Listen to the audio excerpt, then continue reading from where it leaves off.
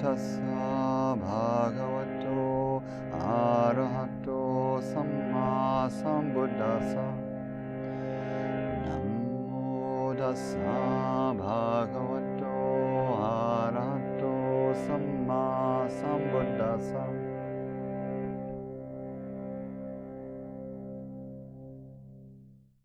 So last week we did an Ask Me Anything, and there were a bunch of good questions, and there was a whole stream of questions that I kind of linked into a collage talk that touched on effort in practice, samvega, intensity in practice, and then touching into emptiness and liberation, nibbana. We touched very briefly on kama in there. There was a question we didn't get to about the relationship of psychotherapeutic kinds of practices to Dharma practices and healing. So there's still a bookmark in that one. We'll get to some point soon. But the way that a bunch of the questions, both this time and last time we did an AMA, really centered on some of the fundamental really view teachings of the Buddha. I thought it would be interesting here to start a bit on some conversation around this, what we could call right view, or wise view, the first limb of the Eightfold Path, and in a way that this would be a nice counterpoint to the Anapanasati class that's happening this month, which is going to be more about samadhi and meditative serenity and stillness and tranquility. So I'm going to look a little bit here at view and how it connects to insight and investigation.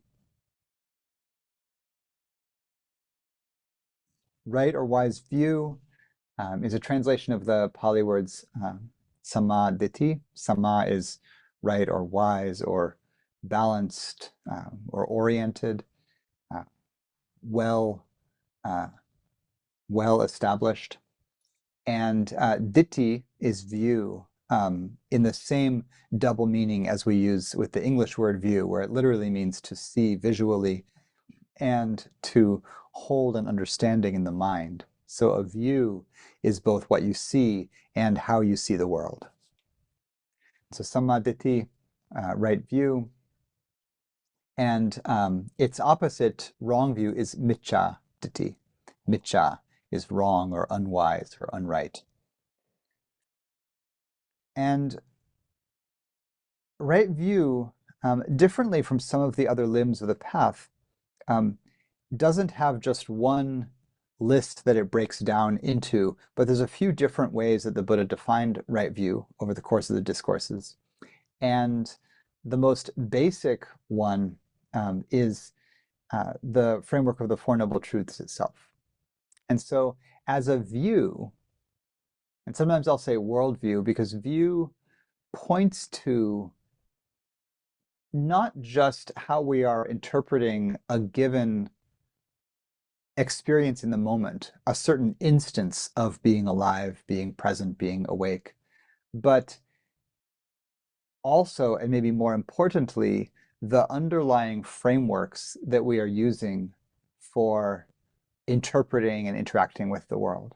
And so worldview speaks to that a bit, right? That there are these deep frameworks through which we understand who we are, who others are, how we interact, right? And many of these deep frameworks are learned. Right view really is a cultural limb. The nervous system that grounds us in our animal nature of wanting to feel safe and connected and purposeful and alert to danger and trying to keep us protected. Those kind of deep instinctive aspects of how we see the world are not so much what the Buddha is meaning when he points to right view, except in the way that we might take those instincts, the instinct for safety, for instance, or connection, with others who feel safe, we might take that and turn it into a worldview, like the world is a dangerous place, or, life, as Hobbes would say, is nasty, brutish, and short, right? That's a view that has some connection to the fundamental nervous system experience of feeling threatened, of not feeling at ease. But when you turn it into an interpretation, this is what the world is like, or this is the lens through which I see the world, then it becomes a view. And so right view for the Buddha then generally is framed around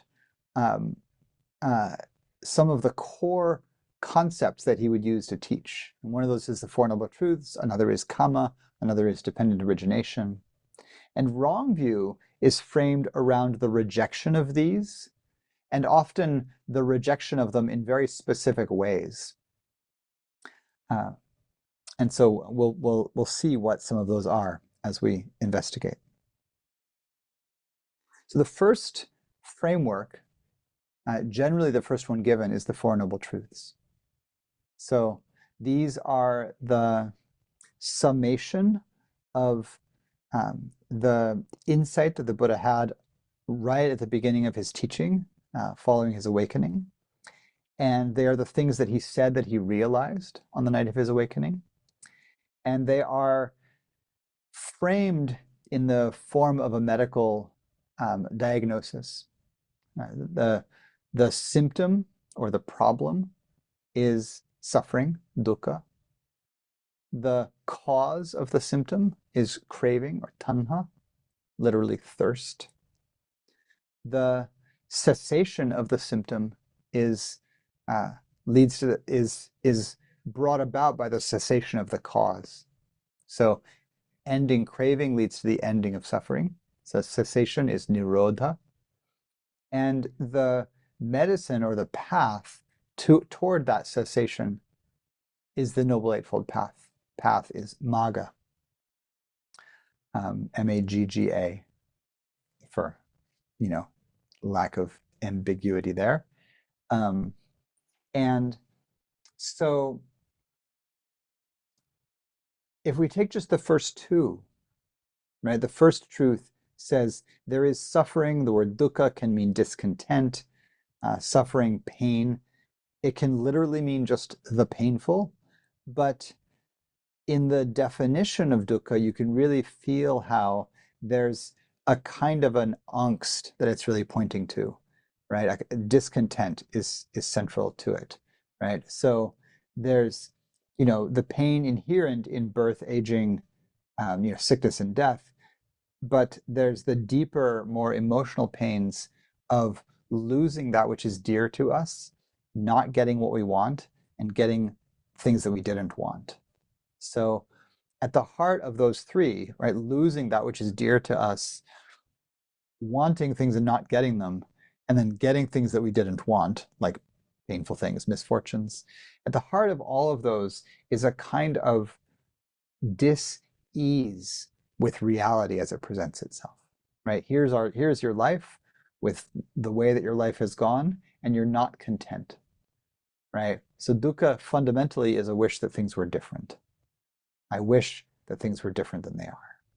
And so the Buddha says, this is a noble truth, right? It's noble because seeing it clearly brings a kind of clarity to the heart.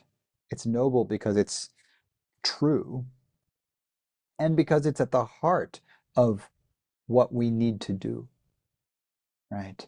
That there's this kind of discontent that's in a certain way just pervasive in life. Like, it's not always there. You have moments where you're not discontent. You have moments of contentment. But the Buddha is very subtle, and he says, if you have contentment, but it's just based on getting things you want, right? It's like, oh, I'm not suffering, right? I'm getting things that I wanted. right? I'm not having the suffering of getting what I didn't want, or not getting what I wanted, or losing the things that I loved. I got what I wanted, and they're here. Bravo, you know? Um, and the Buddha says, great, now really explore, like really look into your psyche and see, are you really content? And content has a kind of like, are you finished quality? Are you finished with wanting? Have you arrived? Is it over? I did it. I got I got the sweetheart I wanted. I got the job I wanted. I got the hot body I wanted, my own or someone else's, whatever your jam is. And I'm there, woohoo, right? For how long? And the question that we want to find when we're in the privileged position of having something that we wanted is if we are able to really relax, to really settle into it, to say like, because the Buddha this teaching recognizes that something in our heart knows that those pleasures are fleeting, that they're unreliable. That's why, like getting married to your sweetheart, like, wow, you put a ring on it, now you're set. Does that mean like the end of relationship anxiety? That like now I'm no longer going to worry or be afraid or be somehow, messed up in the relationship? No, it totally doesn't. Um, and you might be like, no, I think it does. I still believe that it does. I live in a romantasy and I'm going for it. And, go for it. Like, sure, totally, go for it. And, old married guy over here says, yeah, good luck with that, Um, and one of the things about getting what you want is in this system is that like it's not that it's bad. Getting what you want is wonderful. And, um, all sorts of good things come from good conditions. So if you have the privilege to have some wealth or some relationship good fortune or some physical health, those things are productive of other good states. Like they make things possible. There's absolutely nothing to be rejected about getting what you want. That's not what this is about. And the Buddha, right, you might remember, um, concretely rejected that as a path, because the thing he had been practicing was exactly that. It was the ascetic practice of rejecting all pleasure and causing the body pain and rejecting all comfort, right? Because there was the idea that like, oh, if I'm accepting comfort, if I'm allowing myself to be well fed or healthy in some way, that's the same as grasping at that. And it's inevitable that I'll suffer because that stuff is unreliable. And the Buddha said it's not that way at all. It's actually very deeply beneficial for practice for you to be healthy, well fed, well cared for. That's why he rejected the ascetic path. And he said, I'm going for a middle path. It's not about sensual indulgence, which I think always implies the idea that if you just get enough pleasure, you'll be satisfied forever. Just keep it coming, and I'll never have to go home, right? Um, but that neither extreme actually works. You can't just keep the pleasures coming, but it also doesn't work to reject them and pursue pain as a liberative thing unto itself. So the middle way says, no, there's actually a beauty in being healthy in so many ways.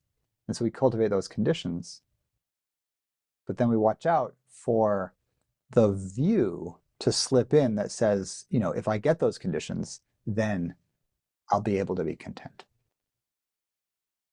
And so wise view here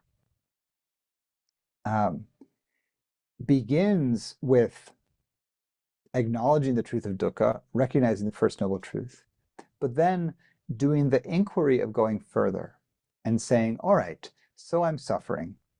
I admit it. No problem. Here I am.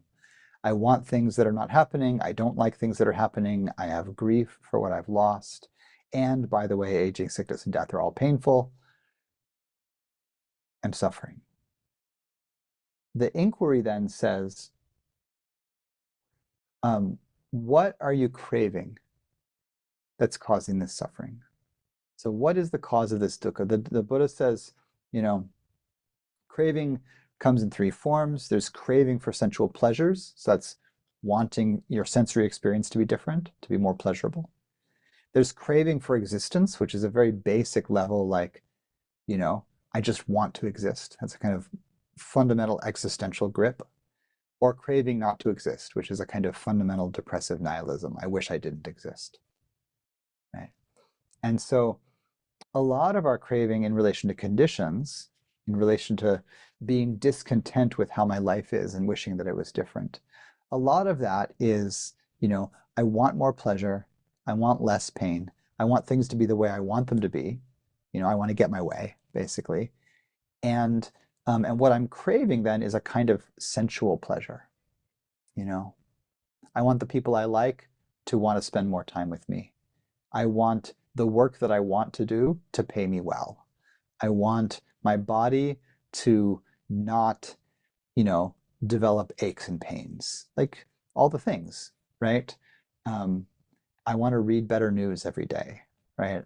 Whatever it is, I want the sensual pleasure of hearing about my government and not being dismayed, horrified, um, like plunged into grief at, the deaths of beautiful people all over the world because greed, hatred, delusion, like craving for sensual pleasure isn't shallow.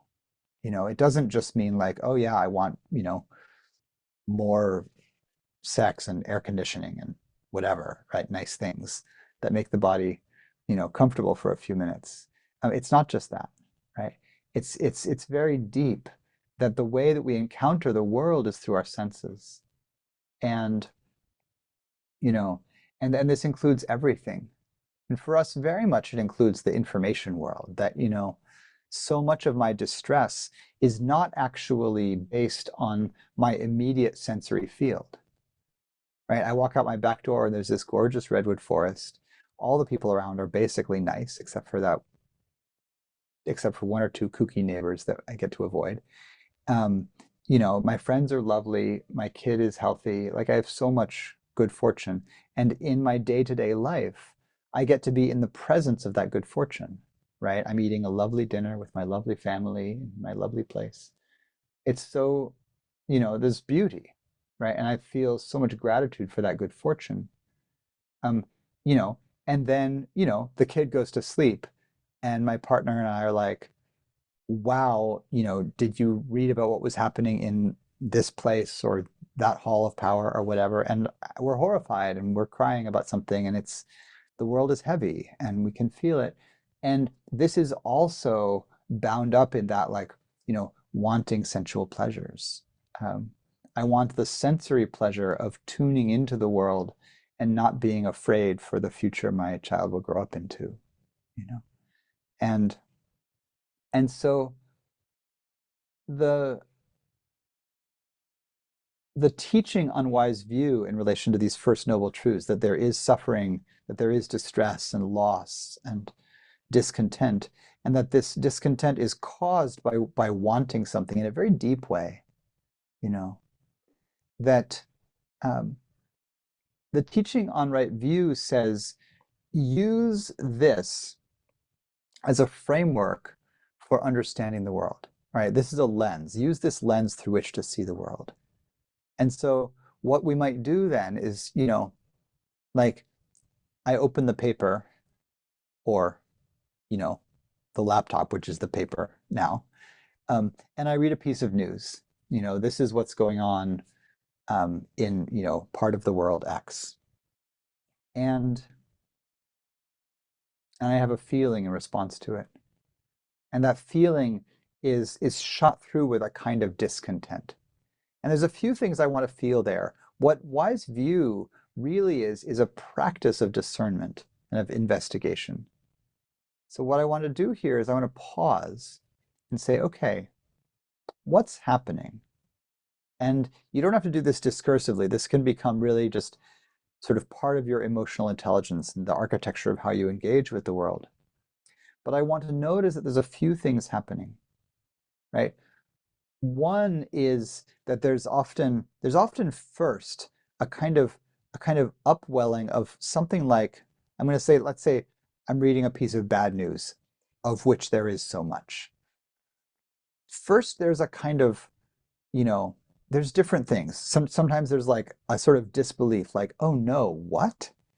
Sometimes there's a kind of horror, like, oh no. Sometimes the horror is so immediate that it flashes into a kind of blankness that turns into like, yeah, ugh, you know? Um, Sometimes there's this kind of like, ouch, that immediately turns into, judgment. Like if the bad news is more, like political, like, bad men are doing stupid things in the halls of power. I can go quickly into judgment and be like, oh, these awful people, you know? And what I want to notice is that whatever that range of responses is, whether it's judgment, whether it's grief, whether it's horror, you know, that there's there's a wanting pushing through underneath it, right? I want something. What is it that I want? And if I slow down enough to feel it, I'm going to get, likely to a compassionate layer. Like, I just want this killing to stop. I want this war to stop, or this, you know, like fighting, you know, politically or socially or militarily that's leading to suffering or death. I want this to stop. Sometimes it's, sometimes it's like a stop kind of impulse. Sometimes it's a protective impulse, which is similar but different. Like I want to shelter or protect someone or something. And when we look at the world this way,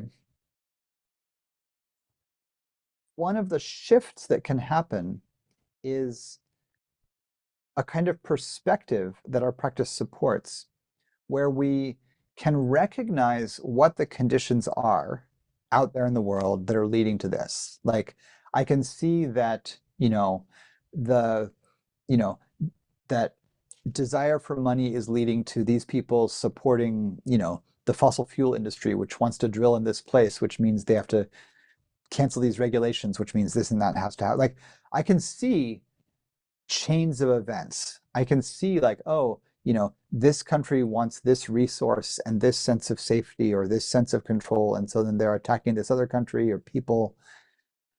I can understand that. It's good to know your geopolitics and what's going on. Um, but the hypnosis of believing only in narratives, of really being caught in the stories, makes my attention stick on the idea that it's the external conditions that are causing my suffering, right? I'm unhappy because the war in Gaza breaks my heart. I'm unhappy because, the hunting down of immigrants breaks my heart. Or I'm unhappy because the destruction of the climate makes me afraid for the future and for the animals that I love and for the forests that I love. All of this is true, right? The external conditions are horrid in many cases and worthy of judgment and critique and activism and all the rest and engagement. But, and this is the twist that Wise View takes, the external conditions are not actually why I'm suffering. The external conditions are a condition for me to be doing something, and that thing is craving.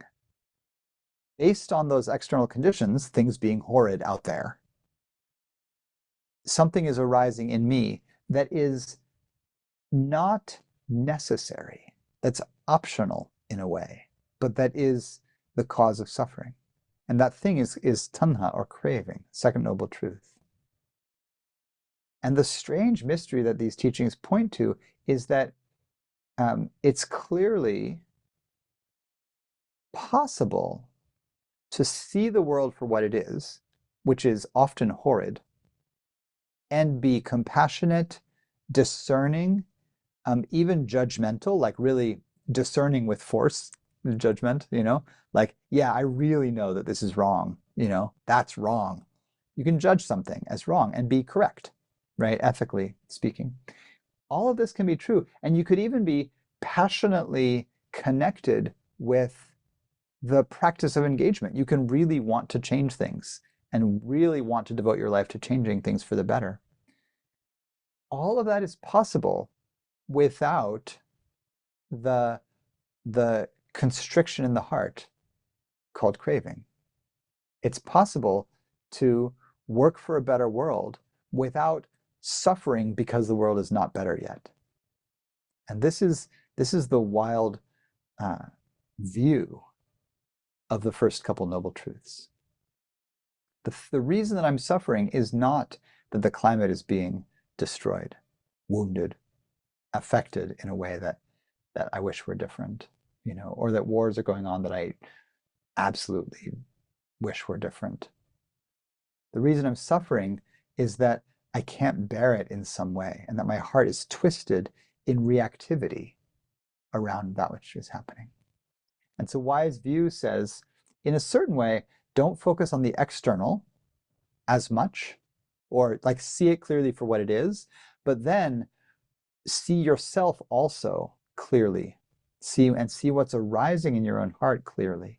This is the shift that wise view does. You slip on your wise view glasses and you say, okay, I see what's happening out there. What am I craving?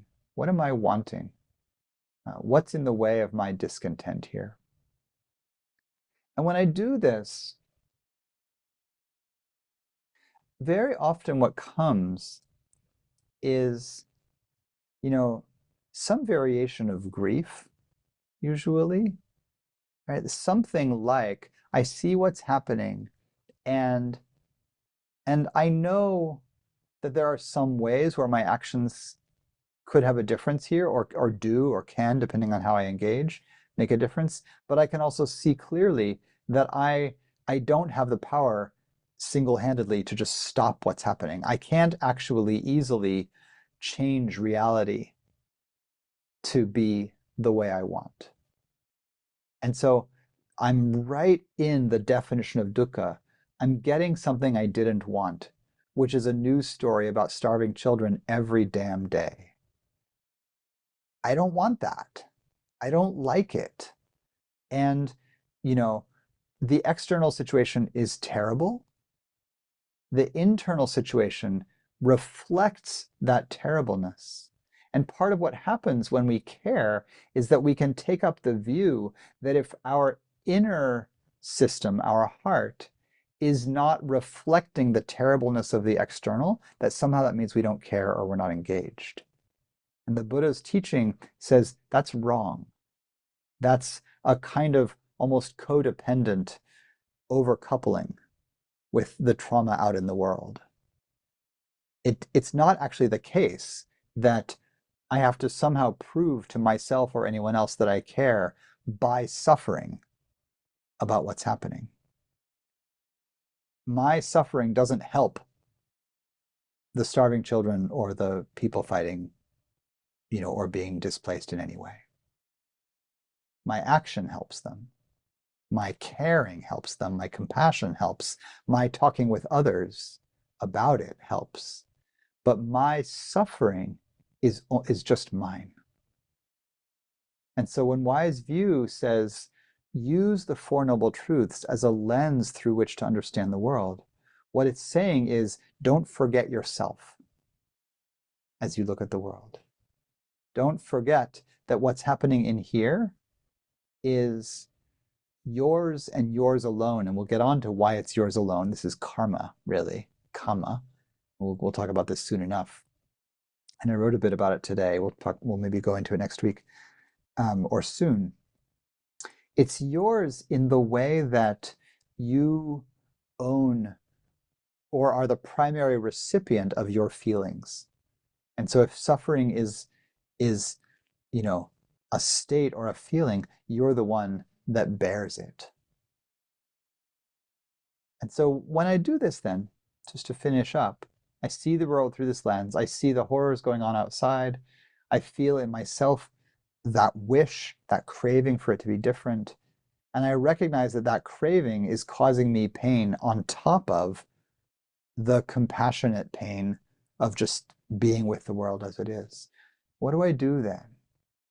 How do I find that, that cessation, the third noble truth? Right? So then I go to my practice, which is the whole Eightfold Path. It's all the things we do, right? I work to stabilize my nervous system, to steady the mind, the heart, to immerse in loving kindness and compassion. But the wise view practice really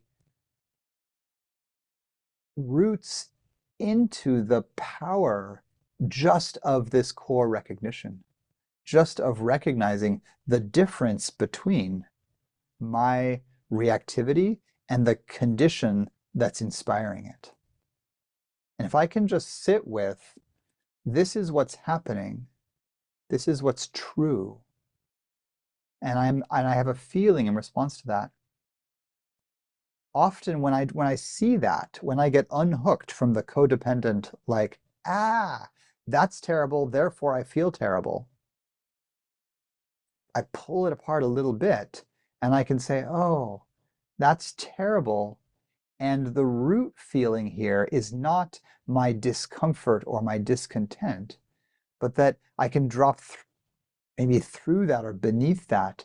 And the root feeling is usually something like grief or compassion. Right? The root feeling is that I just care.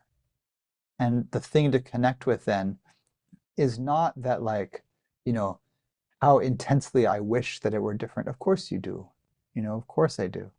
But that there's a clean feeling at the heart of this.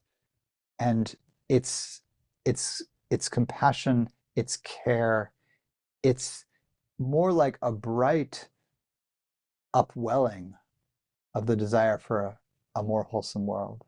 And when I touch that, there's actually not suffering there, right? Or less suffering, at least, there, So we feel through the craving, the constriction of the heart, the reactivity, and we find,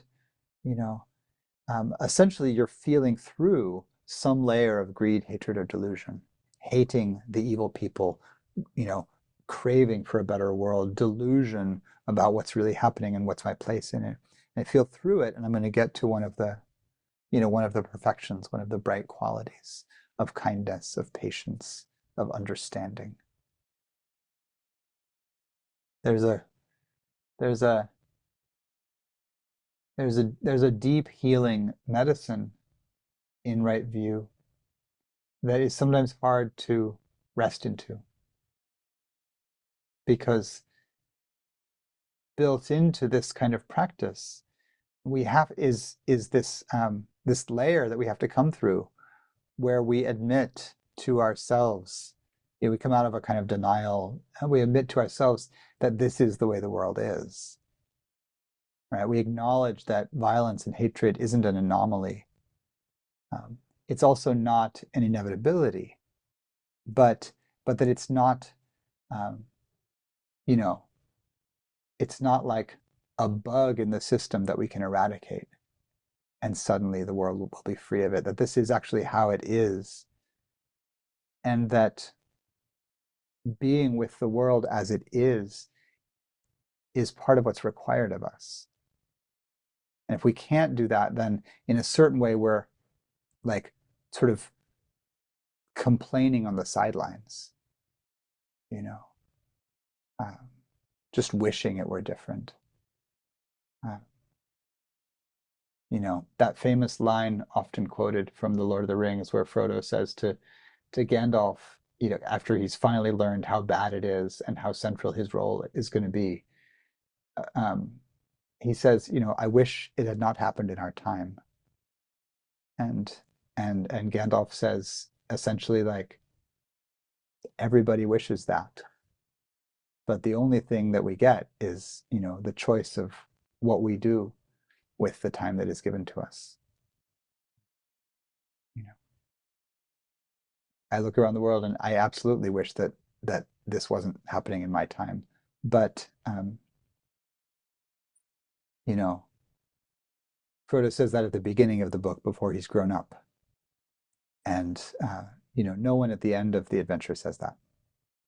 No one even halfway through says that, right? Like, what the world's like, and you're an adult, and uh, you you connect with others who help you turn and face it and stand in your place.